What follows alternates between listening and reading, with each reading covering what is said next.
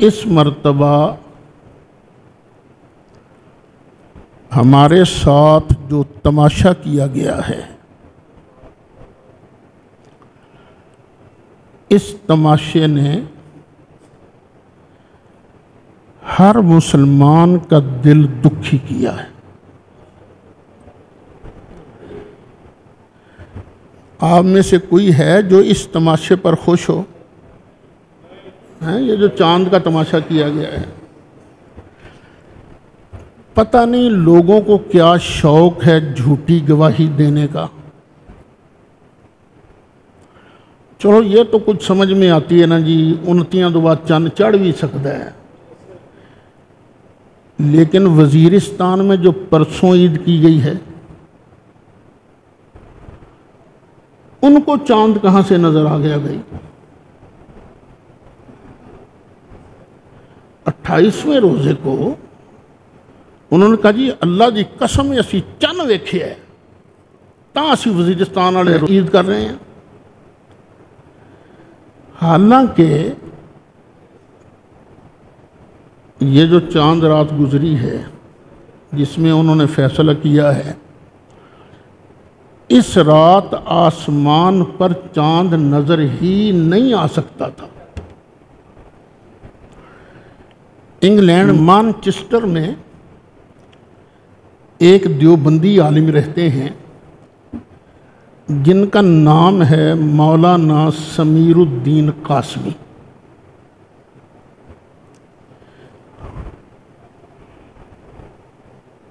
वो वाकई अहले इल्म आदमी है। जो हजरात कुछ दरसी किताबों के नामों से वाकिफ़ हैं, उनको उनकी इल्मियत का अंदाज़ा इस बात से हो जाएगा। हमारी फ़िक़्ह की एक किताब है कुदूरी शरीफ, पढ़ाते हैं हम तलबा को। उन्होंने कुदूरी की शरह लिखी है और कमाल ये किया है, ये अहले हदीस बड़ा शोर मचाते थे, हनफियों के पास तो हदीसें होती नहीं हैं, ऐसे ही जड़ देते हैं मसला। 3 जिल्दों के अंदर शरह है समीरी, शरह कुदूरी, बाज़ार से भी मिल जाती है, मेरी लाइब्रेरी के अंदर भी मौजूद है। हर मसले के अंदर उन्होंने बतौर दलील या सरकार का फरमान लिखा है या किसी न किसी सहाबी का फरमान लिखा है, यानी मैं खुद उससे फ़ायदा उठाता हूँ। समीरी, शरह कुदूरी, सिवाय 2-3 ऐसे मसले होंगे जिनके लिए हदीस नहीं मिली। फिर हिदाया है, ये फ़िक़्ह हनफी की आखिरी बड़ी किताब है जो पढ़ाई जाती है, उसकी भी उन्होंने शरह लिखी है, इसी अंदाज से मतलब भी बयान किया, साथ दलील भी लिखी। अस्मारुल हिदाया, उनका मैं क्लिप सुन रहा था, वो माहिर फल्कियात भी हैं। वो कह रहे थे पाकिस्तान, हिंदुस्तान, बांग्लादेश और बर्मा, इनमें 12 की रात को आसमान पर चांद होगा 6 डिग्री। सवाल ही पैदा नहीं होता कि किसी को नजर आ जाए। इसलिए खुदा का नाम है, ये गवाहियां कबूल न करना, ये झूठी गवाहियां देंगे लोग।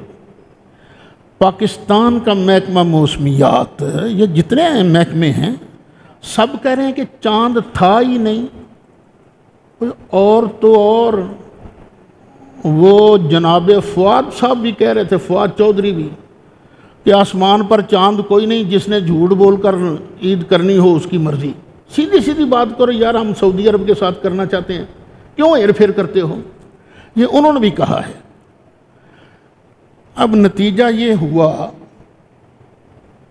और अगर ये कमेटी इसी तरह रही या इस तरह की कोई और कमेटी आ गई, तो ये सारे लोग पोपल जई साहब के यरगमाल बन जाएंगे।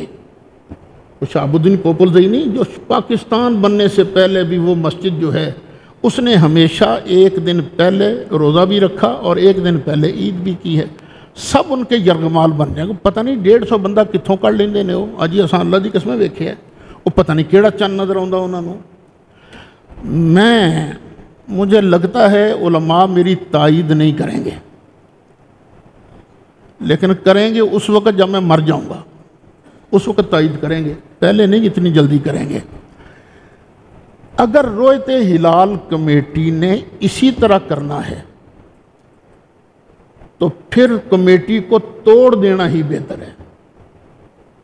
फिर हमें इस कमेटी की ज़रूरत नहीं जो कमेटी मुसलमानों के रोज़े ख़राब करे, मुसलमानों की ईद ख़राब करे।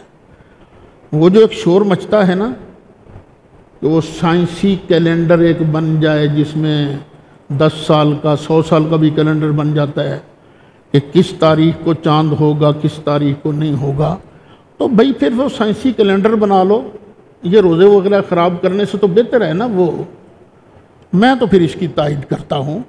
ये रोयते हिलाल कमेटी ये इस तरह अगर इसने काम करना है, या तो हो ना फिर मुफ्ती मुनीबुर रहमान जैसा जना कि खा उसे कोई भी कहे वो डट जाए, नहीं मैं नहीं मानता, या तो डटने वाला हो ना, वगरना उसके 20 साला दौर के अंदर कभी इख्तिलाफी फैसला नहीं आया था, इत्तेफाकी फैसला था।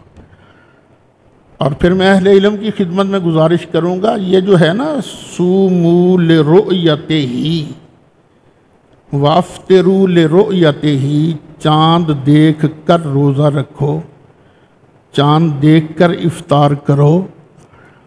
तो रोयत जो है ये कुरान शरीफ में कई जगह आया है, रोयत इल्म के माना में भी आती है। तो इसलिए इस पर इतना इसरार न करें। इस गड़बड़ से और इस बेचैनी से बेहतर है कि साइंसी कैलेंडर बना लिया जाए।